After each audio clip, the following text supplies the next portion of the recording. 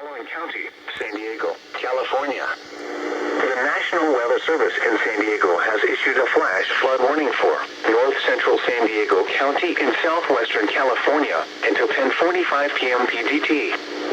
At 7:39 p.m. PDT, Doppler radar indicated thunderstorms producing heavy rain across the warned area.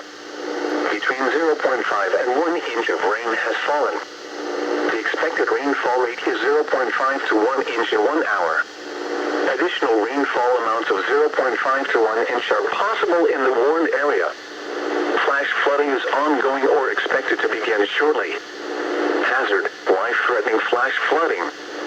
Thunderstorms producing flash flood.